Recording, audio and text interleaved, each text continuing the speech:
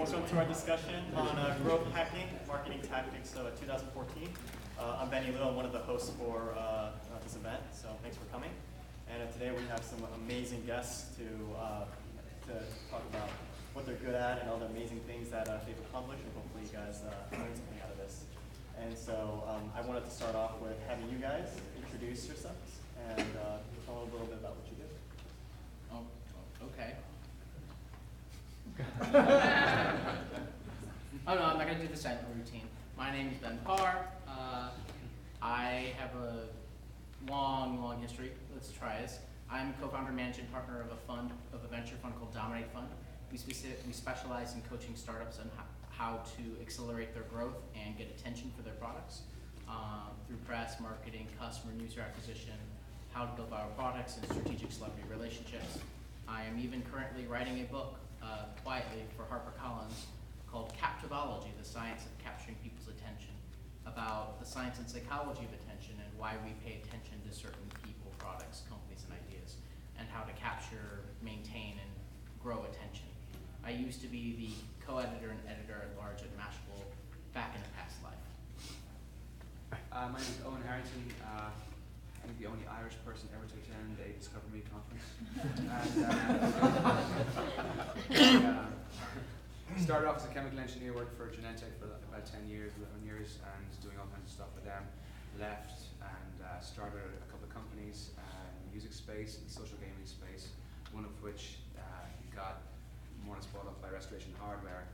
The company was focused on a concept that the future of labels would be brands who aggregate certain musicians that make sense for their demographics, and then would utilize their resources to allow them to do their music their way and get them out there in a time when things are pretty noisy. And then I've been there for the last 2 years, and we've signed many artists. It's a proper label. We signed several artists that will be with us for the next 3 years, 4 years, and then before, in the middle of all that, I did music, and I was a recording artist and did a couple of albums and toured with The Fray and the Counting Crows and a few more people. So that's my story. Excellent. So I kind of wanted to kick off my first question for you guys. Since the inception of new media platforms and social media, all that stuff, how has marketing changed? How has marketing changed? In some ways, you want it? No. In some ways, it hasn't changed at all. One thing I try to stress to people a lot is that social media, all really social media is in the end is just a new kind of communication tool. You think about the progression of tools that we've had over the course of years. You start with fire signals, and you go to telegraphs, and you go to telephones, and you go to social media. The key difference with social media is that it allows for simultaneous communication to large groups of people instantaneously, whereas almost all past communications was either delayed communication to a small group of people or instant communication one-on-one, like the telephone. And so when you're able to hit a large mass audience, what's the difference? What do you do? I mean, the first thing that you have to think about is why do we keep on harping about people have to be themselves, brands have to have a personality on social media? It's because they do, because we expect people to have identities and personalities. I really don't want to talk with a robot, so why would I want to talk with a robot on social media? The same rules of social etiquette apply on social media. The only difference is that they apply to a large group of people. So I think really maybe the biggest change is that you have to just think about how do I make a message personal to a group of people, to a very large group of people instantaneously. And that can be difficult.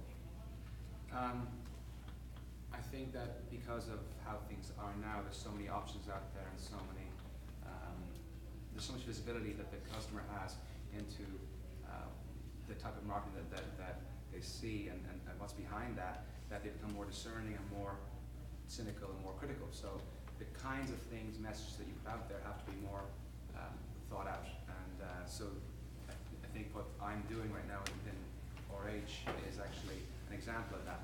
As opposed to spending marketing dollars on ad space on a magazine or on a website, we are building a music label, which we are authentically trying to do that in a way that's going to support the artists. But what we're of course hoping for at the end of the day is that the people who see us doing that will think, wow, it's a pretty noble cause for a furniture company to get involved in. And especially if we do it properly and authentically and stand behind it and really do it about the music.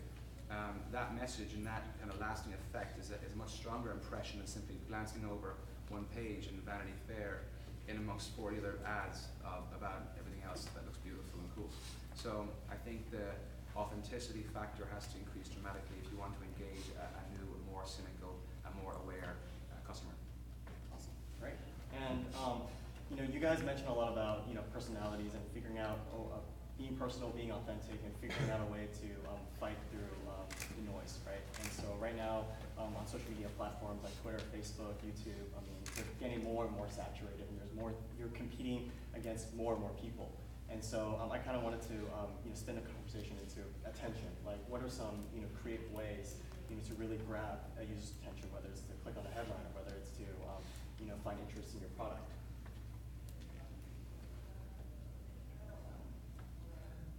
So I will give a small preview from my book. My book's divided into a series of triggers for capturing and maintaining attention. And you're talking about the earlier stages, because attention is in multiple stages. You have the stages where I have to capture the attention of the customer in the first place versus I need them to come back to me and continue buying from me. Beyonce has to get people to come to one concert. She also has to get people to buy album after album and follow her and continue to buy her stuff. But one of the scientific principles I found for capturing attention is the concept of disrupting expectations. So it comes from a communications theory, and essentially it goes as when something violates or disrupts our expectations, we are forced to pay attention until we can resolve the discrepancy. So as an example, if I'm a complete and total stranger and I go and I sit down next to these two lovely people like this and say nothing, they're going to be like, who the holy fucking shit is this dude Basel? Until they can figure out who it is. It's a negative way to capture attention, but it is a way to capture attention. Now, flip that with you have a long-time crush who's never done anything, and then suddenly he or she starts getting touchy-feely with you. Completely disrupts expectations, but in a positive way. And that's just talking about the social element. There's whole different kinds of elements when you're talking about how that's done in real-life application. For example, there's you talk about the Old Spice campaign with the man your man smells like. A commercial's not supposed to have, a man is not supposed to suddenly have diamonds coming out of his hands, but it does, and it worked very well because for a short 30-second period of time, there's this awesome shirtless dude who suddenly is jumping on a horse, and I can't remember all the things. But there's things like that. You can apply that all across, but if you violate people's expectations in a positive way, you will certainly capture attention. The next issue becomes how do you transfer that into a longer form of attention that will last over the course of months or years? I like that answer. I think for maintenance of attention and keeping people in what you're doing, I think there's a quote by Richard Branson about how he started off Virgin, first of all, the record store. He said it was just two things that allowed him to build his empire. It was music and beanbags. And he let people come in there, sit in the beanbags, relax, and play their vinyl and play their records, whatever it was, and just allow themselves to hang out there and spend time. And that's what kind of built that culture that he always tries to propagate through everything else that he does as well.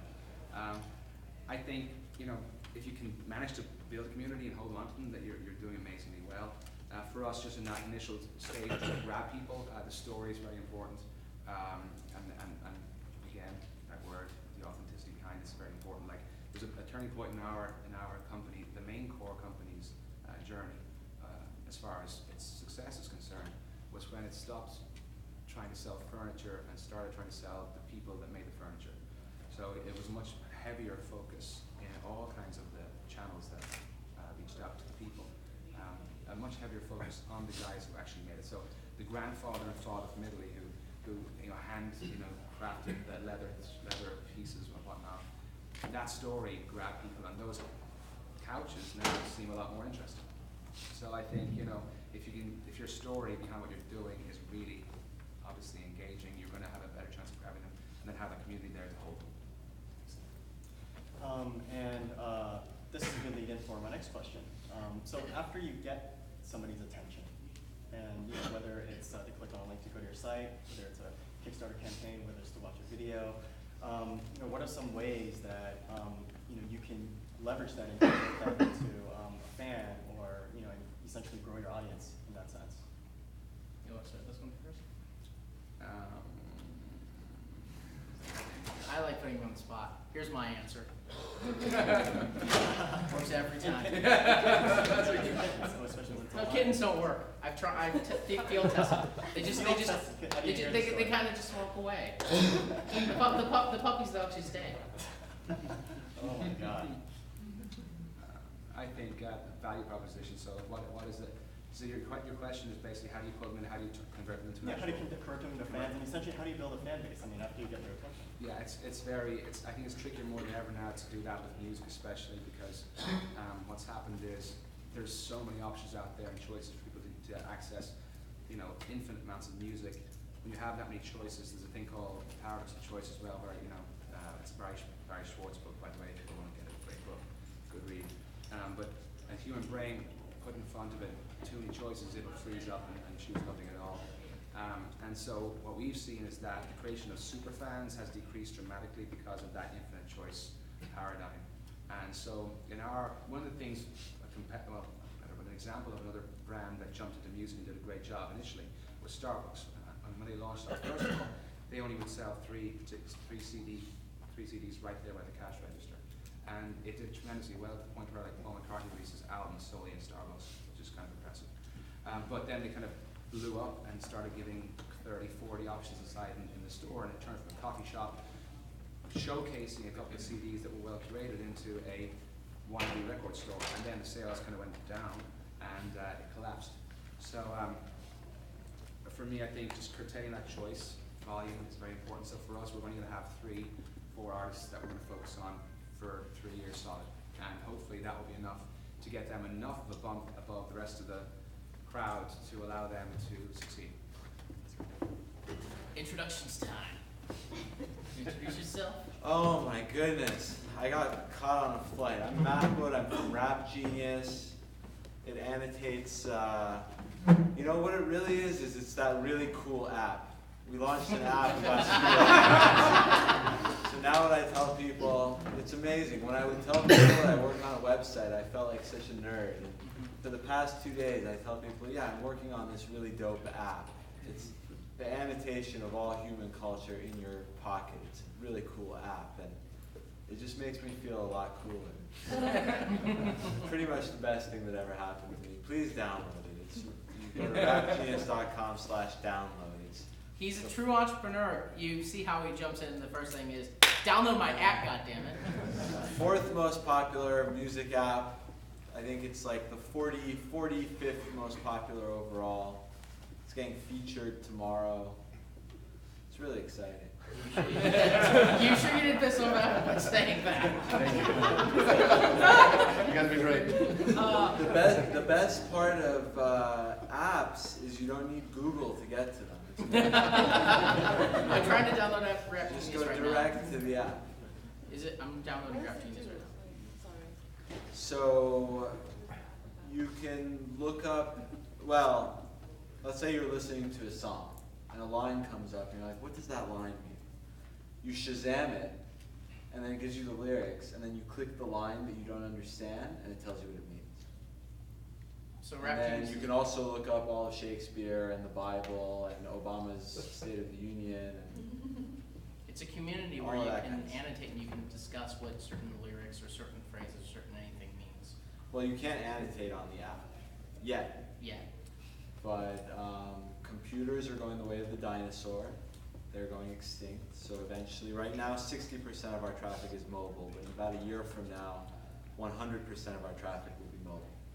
So the annotations are going to come on the app too. And the most important part, the first thing we're trying to do is if you're famous, we got to make it so you can do your annotations on the app. We have something called verified accounts. If you're famous, if you're a famous musician explaining your own lyrics, or like Sheryl Sandberg explained a chapter of her own book, we give you something called a verified account.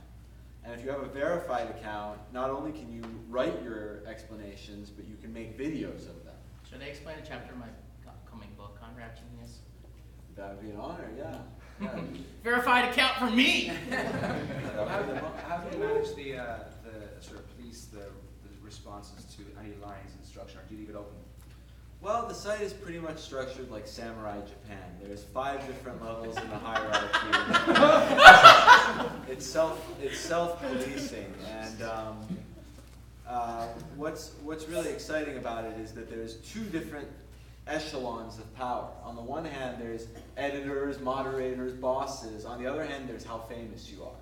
And we have the most famous you can be is something called the meme verified account. And that means that you can put verified annotations not only on your own works, but on the Bible, on Shakespeare, whatever you want. How many of those? And meme verified people, like 300. Rupert Murdoch has an account, but he's never used it. Sheryl Sandberg. The power's too much for him. The first one to get one was one of our earliest investors, Nas the Don, the greatest living rapper. And so when we were watching Nas do his first annotations, amazing rapper, best rapper, not the best typist. So we decided we've got to make a webcam option. If you're famous, if you're fucking famous, you get a webcam option. So right now you can record videos on your laptop where you're just talking, and normal people can't do that, but if you're famous, you can do it. But on the app, version 2.0 of the app, version 2.0 of the app is going to let the famous people make video annotations from their mobile phone. Because all these musicians are always telling us, yo, I don't have access to a laptop, I'm on tour. And we're going to make the videos Instagram style, Vine style, so that they can be kind of like cool montage, trippy way to connect with fans. It's going to be the bully pulpit. It's going to be the best way for a messianic figure to communicate with What were we talking about? We're talking about building audiences. How do you build audiences? You want to go? Well, I used to, my trick for getting people's attention used to be to start beef. Nothing gets attention like beef. I remember when I was in junior high school, a fight would start, and suddenly everyone, whoosh, it's like the massive, everyone's running to go see the fight. And that's when it clicked for me that beef sells, but beef also gets you into a lot of trouble. So now I'm trying to shy away from beef. I've taken a more Buddhist pack approach. So we'll see how it works. No more fights with Zuck? Well, with him in particular, I never wanted to start a fight. My quote was taken out of context. There's no one who I have more respect for than, and he's got my third favorite website. Behind Rap Genius and? Twitter, Rap Genius, Facebook. Those are my top ones. Twitter is my favorite website. Yeah, I think it's groundbreaking. Awesome. Don't tell my co-founders I said.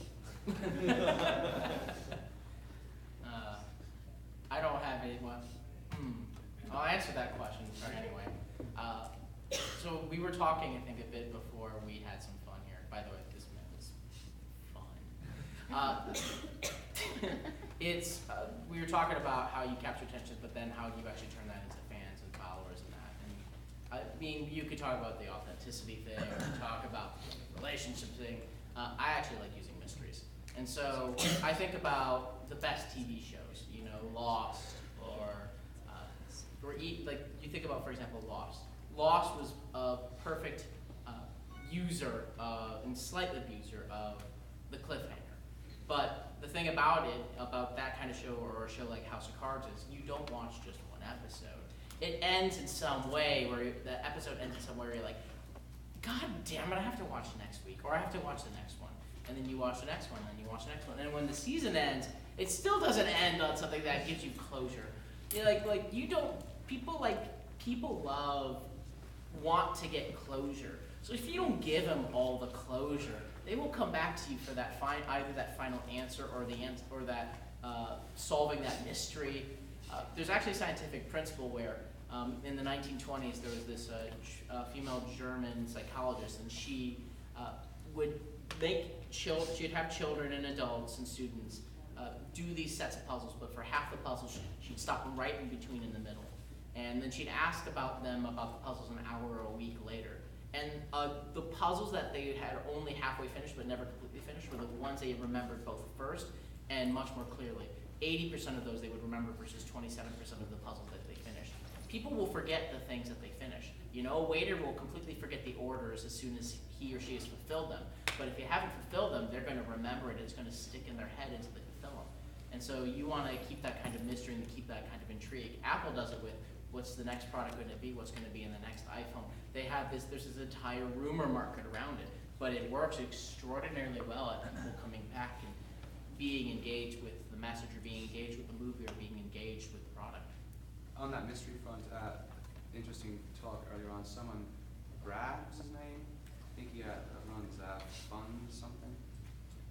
He was saying that one of the most successful things they have now, they've been playing with as far as you donate to a campaign or whatever else, and you can pick, I want that, or that. There's a thing now they've been doing that's going to go out, the mystery box. You can bid on the mystery box, you don't know what it is, but people are putting $100 in just to see, oh, I'll gamble and see what happens. To your point about mystery. So, Soliciting donations for my $8 billion bid, if anyone wants to give me $100,000 each. I promise it's going to a good cause. so my next question is, what is the most creative marketing campaign you've ever been a part of or heard about? Most creative marketing. Or memorable?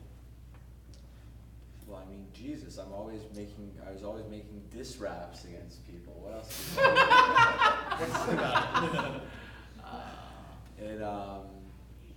Well, one thing was, whenever I would do a diss rap against someone, I would insist only freestyles. I would throw my pen and paper out of the window because I wanted to just come from my heart. It was easier to express my emotions, and people would always ask me, why are you always shirtless in your diss raps? It's just a question of, when are you inspired to rap? Normally it's after you've done your set of push-ups and you've had a pull-up or two. You have a little bit of sweat dripping, and I say, Tom, get your iPhone. We're making a video right now. I feel very lusty and I feel angry. I want to make Wait, can you give us an example? I thought you meant you want me to take my shirt off. I think that's what he meant. We have a catwalk. I'm having a little bit of a fat day today. I just got back from a trip, so today's not the best day for it. But if you go on YouTube, it's littered with them. I'm shirtless all over the place. I think there's a new Tumblr that we should make. It'll be shirtless Mahbod in random places. Yeah, We'll just take a picture of you. We'll put it next to in the middle of 1920s Italy or something. I'm pretty sure at least one of my ex-girlfriends has already made that Tumblr. I reckon depends who defines success, but one thing I thought was very impressive was the Red Bull Jump from Space campaign, which, if you thought about that in a corporation to try and run a program like that, starting off, okay, what's the new plan, guys? How are we going to get some new eyeballs? And someone goes, hey, why don't we have a guy jump out of space? And okay, who do you need to have on board for that? Well, we got to bring on board NASA, of course. Okay, sure. Tony, you got that? Yeah. Cool. And we need $20 million. Okay, sure, let's do it. For what gain? For what return? I think that company 10 years ago, or whatever, 5 years ago, to think about that, and they've always been ahead of the game in marketing, but to think about that as a program, so many companies in the world that would actually dare do something of that nature. I have a marketing plan. I was not involved with it because I was not alive when it happened. But a little history lesson. In the 1920s, deodorants and antiperspirants were not a thing. Women would literally put cotton pads and rubber sheets to protect their armpits. That was the thing. Because one, there was a common belief that you would die if you wore antiperspirants, and two, it just wasn't a dainty thing. It was not a thing you discussed. You did not discuss bodily motions or bodily fluids or bodily anything. And so there was this gal, her name's Edna, and she created product called, she marketed a product called Odor Ono, literally Odor Ono. And it was created by her father, a doctor, for an antiperspirant. And she tried selling it, and she got very mild success, you know. But she wasn't really getting anywhere because of these limitations. And so she partnered with somebody, and they started creating this really, like, sort of like a diss rap of a campaign, but it was essentially, this campaign to reshape how people thought of deodorants in general, because they knew they couldn't market the product if they didn't expand the market itself. And so they created this ad in Ladies' Home Journal, which was directly like, ladies, we need to have a talk about your body odor. And this was so controversial that dozens of women immediately canceled their subscription because the Ladies' Home Journal allowed this ad to run. But it made a very good point about how the benefits of all deodorants and not just Odor No. And the market exploded afterwards. Eventually the company sold for millions of dollars, and from a $0 market to an $8 billion market now because of this. She was this 16-year-old girl who decided to not tackle tried to market her product, but tried to change how people viewed the entire market industry. And sometimes when you're trying to do something really disruptive, you have to change how people view not just yourself or your product, but an entire industry or an entire view of the world. And that can be very difficult, but if you can change that reputation, that's how you make multi-billion-dollar companies. Do we have any questions from the audience at all? No, we will not take our shirts off. Well, if you ask so nicely. Yeah, we have one over there. Yeah, Ben, what do you think about the book of Ryan Holiday? Ryan Holiday? Yeah. Ryan Holiday's a good friend. He's actually helping me with the book. He's actually helping me. Ryan Holiday wrote a book about media manipulation. Yeah, that's what you. I mean, I'm not writing a book on media manipulation, but some of it he wrote kind of just to get a stir out of people, which works, as you can clearly tell. Yeah. But I mean, overall, I've actually not read the book fully. I know I'm cited a few times in it, but essentially, I think there are ways to manipulate media, manipulate other things. But the thing about it is those manipulations only give you short-term effect. They never give you really long-term effect. Like the reason why Rap Genius is successful is not because our good friend here goes shirtless or has a diss with X, Y, or Z. It's because Rap Genius is actually an incredibly damn good product. People pay attention to it when they see it, but the product actually speaks for itself. And so when you combine those things, the Rap Genius is where it is today. Yeah, because I just want to say it's about growth hacking, and do you think, because everything is being talked about, a lot of acquisition in marketing, but is growth hacking really about that? Because it's not marketing. I mean, that depends how you define growth hacking. It depends how you define growth hacking. Growth hacking doesn't work if you don't have a product that isn't worthy of the growth hacking, so to speak.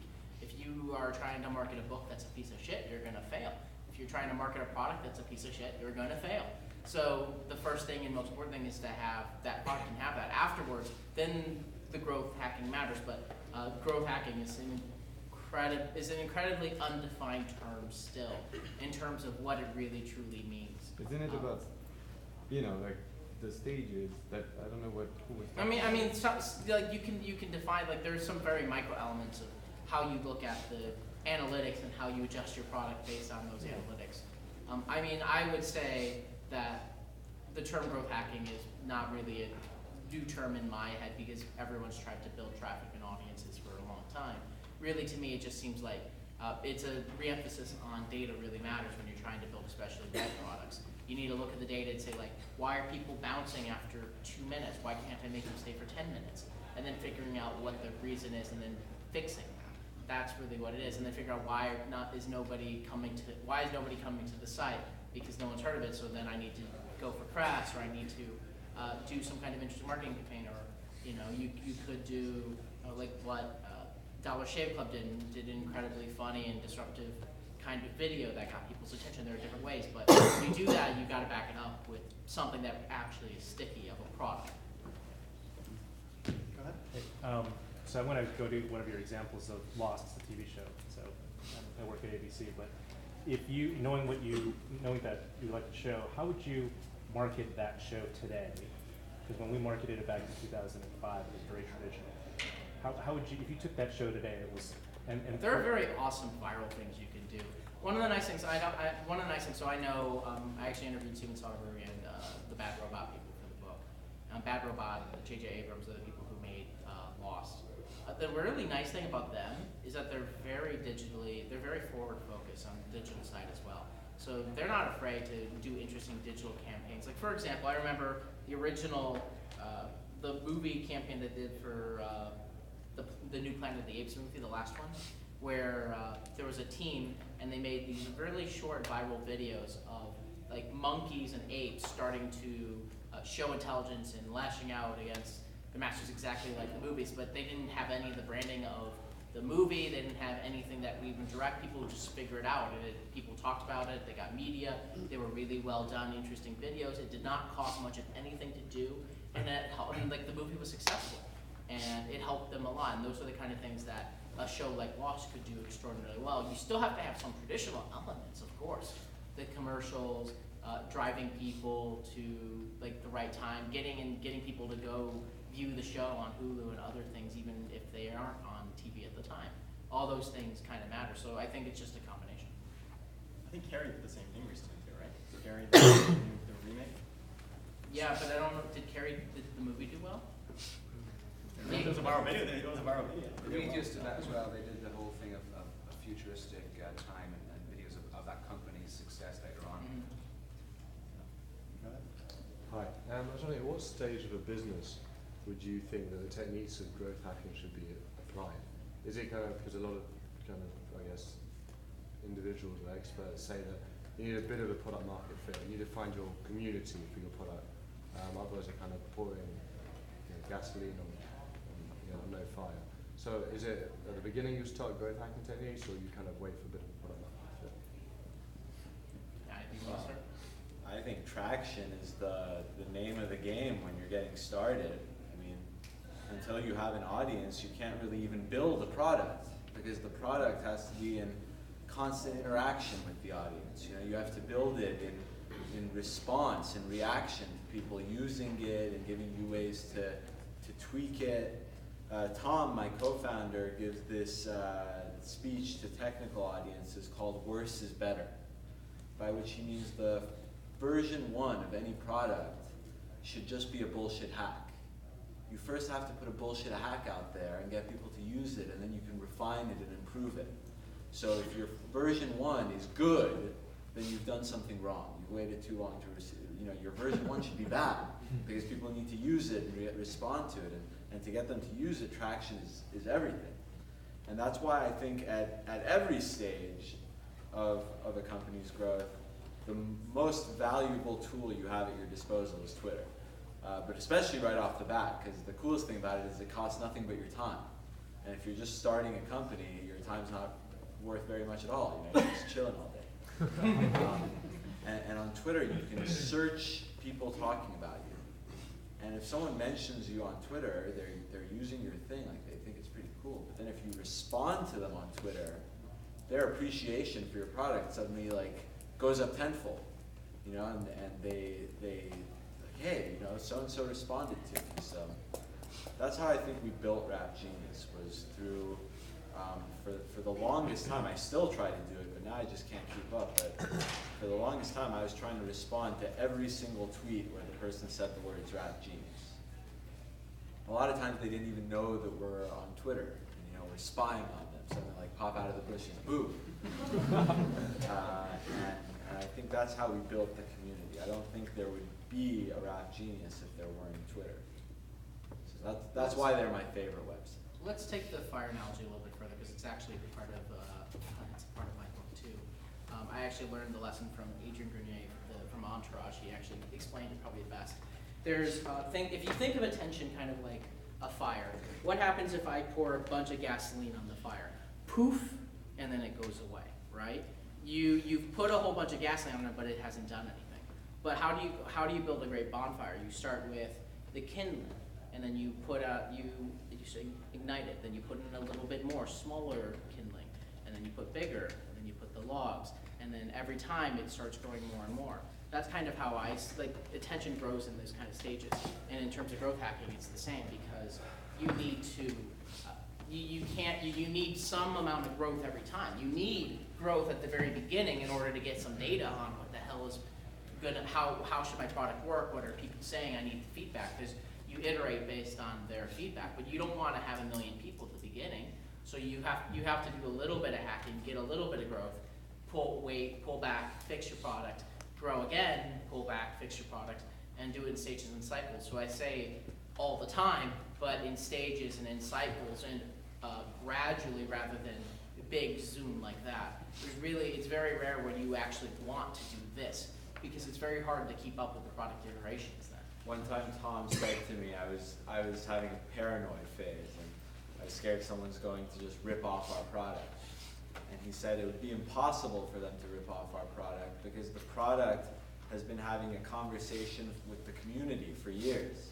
As the community's grown, the product has changed, and the product as it is now wouldn't have been the appropriate product for a year ago because the community has evolved and developed. So the fact that we've grown and evolved with our community means that no one could just copy our product, even if they were the best engineers in the world. So that made me a lot calmer.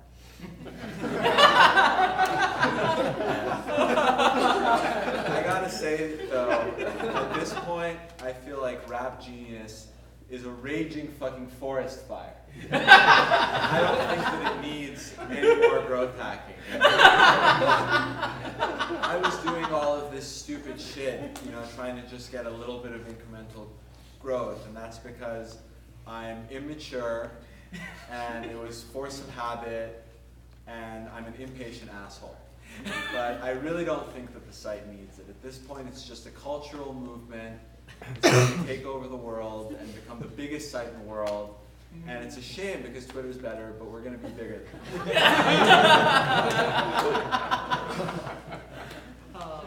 There's a question in the back. Would you rather have an email address, a Twitter follower, or a Facebook fan? Oh, that's a deep philosophical question. Yes! I would say if it's not a team follow back situation, then a Twitter follower, because that's the one that means the most to me. Depends on your goal. I want them all. I'll take Twitter for now. Any other questions in the audience? I have a thought. So, in terms of having that conversation with your users, if your first iteration of the product isn't the perfect one that you want it to be, it sort of assumes, or at least at first, that how you present the product has to be in a way telling your users, hey, it's not perfect, but I want you to kind of be a part of this conversation, right? Does that mean you sort of have to establish that sort of that point of view as you first launch your product, right? You can't just say, this is great, and use it. A cool natural way that's happening these days is, and it was mentioned today by the Ouya founder, is that in the crowdfunding scenarios, when you bring them in at that early stage, they understand you're starting from scratch.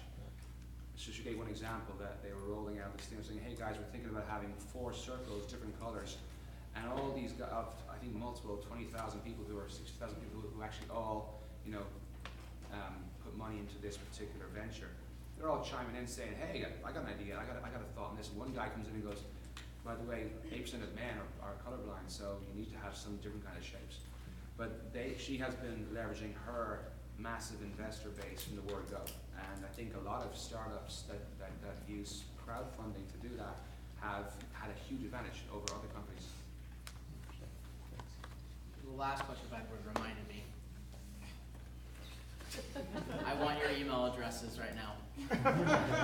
I promise you, I will make you smarter. You might hate me by the end, but I'll make you smarter. Question for Ben. Why are all of you wired Twitter? Why is it Twitter follower the value? Just curious. Well, actually, to me, it depends. But Twitter value is not just a engaged person, but it's also builds a perception of a lot of people actually go look and see who your Twitter followers are, and they'll be like, holy crap, he has this famous person, that famous person following that brand, I should follow it too. And they become more engaged. So it's a social proof thing.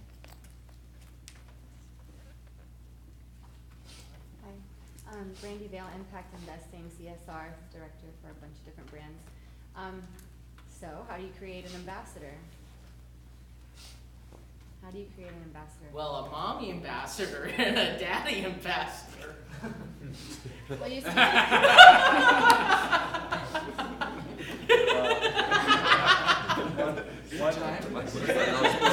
It's past 5 o'clock.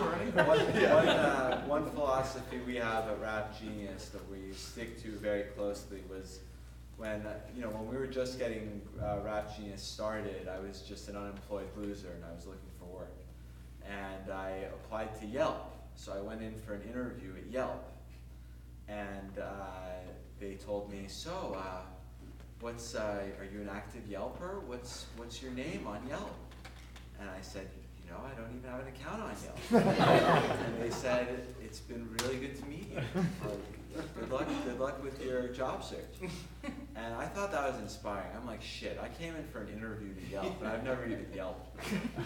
So one rule we have that we will not break at Rap Genius is on the non-technical side of things. I wish we could make it true for the technical side of things too, but on the non-technical side of things, you don't stand a chance at employment unless you're already established part of our community. We only hire from within this community of geniuses we have who are addicted, they're part of our cult, they're eating, living, and breathing our product.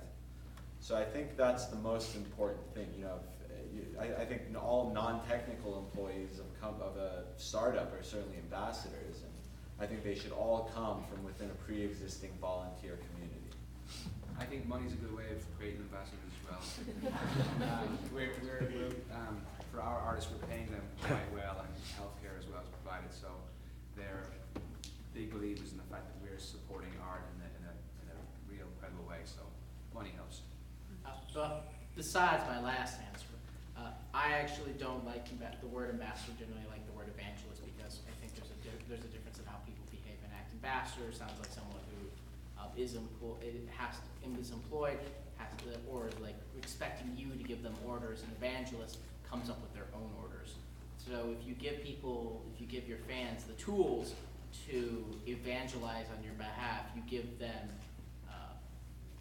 whatever they need in order to do that, and the motivation and the incentive and the having a news and announcements that they can be excited about. They'll go do it themselves because you don't want to provide too much direction on that. You don't want to have to take too much time to cultivate that. The best products, the evangelists just kind of pop out.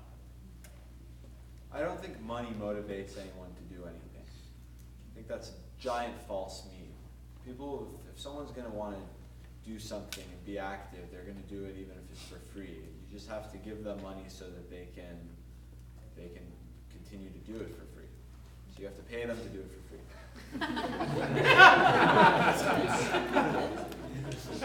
True for all things except the lottery.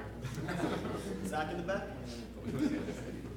So you speak of communities and how important it is to have a community, but sometimes communities die over a period of time. Why do you believe that some of these communities die as opposed to the ones that do flourish and live past the age of time? Well, there's a community that's dying right now. It's a glorious community, big inspiration. It's called Wikipedia. Wikipedia's number of active editors it's still towering above ours, but it's just like slowly trickling down into nothingness. And the reason for this is because they have no points. You don't get points for contributing to Wikipedia.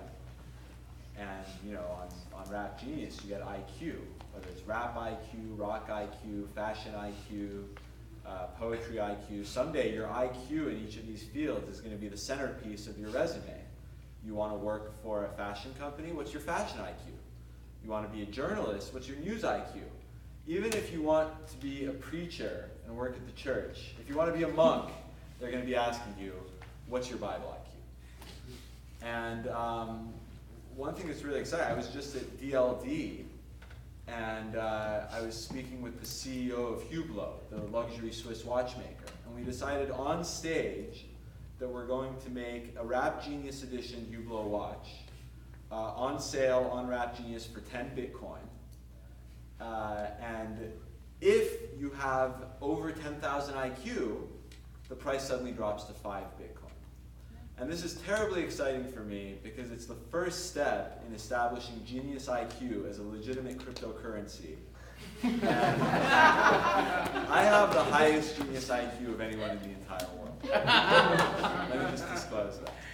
So I think the points are part of what keeps it alive, and perhaps even more important than that is the celebrities, verified accounts. People want to be part of a community if their famous messianic figure is part of that community. So being able to give special treatment to famous people and keep them engaged, keep them as part of your community is critical to its sustenance, to its success.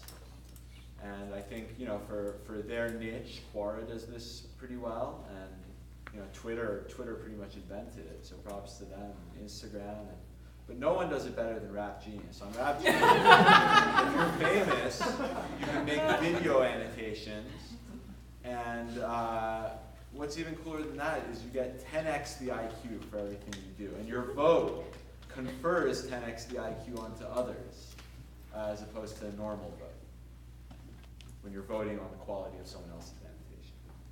Any question here? Yeah, so back to you guys talking about iterations and feedback from sort of like your tribe, right, to improve your product.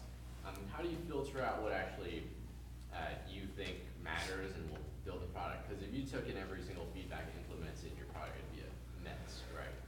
And then there are always the like 5 super cynical people out of the hundreds of users or customers that will just complain about the 2 things that don't matter at all to the rest of the You customers. ignore them. So how do you filter those? You ignore them. There's gonna always be people. You ignore the shit out of them. So how do you separate what you ignore, what you take in, and then what are the 99% of people that don't really provide you with all the feedback? It's the most difficult thing. It's really the most difficult thing. And you know, Tom is always on GitHub trying to sort out what's important from what's not important.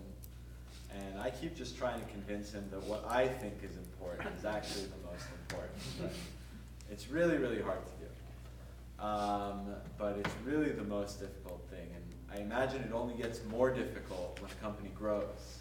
Like, you know, right now we're at 30 people, but I cower thinking of the day when we're at thousands of people, and you know, even the best idea, someone's going to poke a hole in it and say it's no good, and it's going to Tumblr used to do a thing that I really liked, which was there was a set limit of features, and in order for you as a team to add a new feature to Tumblr, you had to remove the feature. And what it really required was a lot of hard thinking about what is the true benefit of this feature to our community, and what is the true benefit of all of our current features to the community. And it made for difficult choices, but it made for a better, simpler product that had features that they actually needed and not extraneous features that they did not. It's pretty heavy lifting, communicating all of those things that, like you just said, to the rest of the audience, right? It's like this type of communication and responding to them, like via social media. I mean, that's why Taking companies care of hire it, teams like- of people to do it. It's not easy, and it requires people, but it becomes worth it. You get fascinating ideas, you get a more engaged community, you get, like there's no easy, simple route to building a company with 1 billion users. You have to go and talk with millions and millions of people. You have to go and hire community managers, and you have to do all that engagement. It's just part of the biz. Once a company gets big enough, though, it's not ever going to be able to set its own priorities anymore. And that's why there's creative destruction in capitalism. You know, once you get big enough, someone's just got to take you down. You know, and we got to keep on seeing the big boys fall and the Davids beating up the Goliaths, because it's a small, lean, young, healthy company that's going to be able to set its own priorities effectively. Not an old, rickety behemoth. Any other questions? Cool. Okay, we're good. Nice question.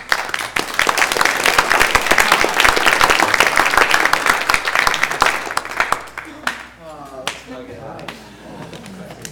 nice to meet you. I'll go find out my place to hang out. Actually, well, I'm gonna just, I'm not kidding, I'm gonna get a nap in the hotel room up here. So I emailed James and asked him about this. So,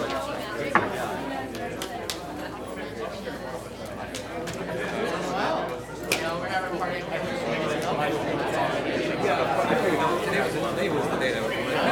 Oh no, this is normal. I'm always like that. You need the alcohol, you're taking a whole lot. If two of us have alcohol, wait, you can't cocktail.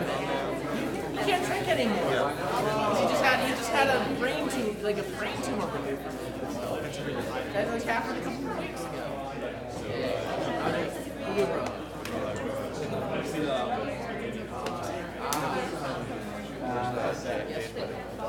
Yes. Yeah, you'll find out all the books coming out, and all the details who I've interviewed, and all that stuff. That's why it's like, What's going on in Zoom?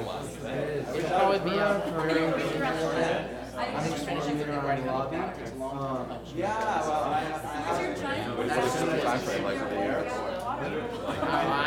I'm having a class also, it's very painful. Right, it is last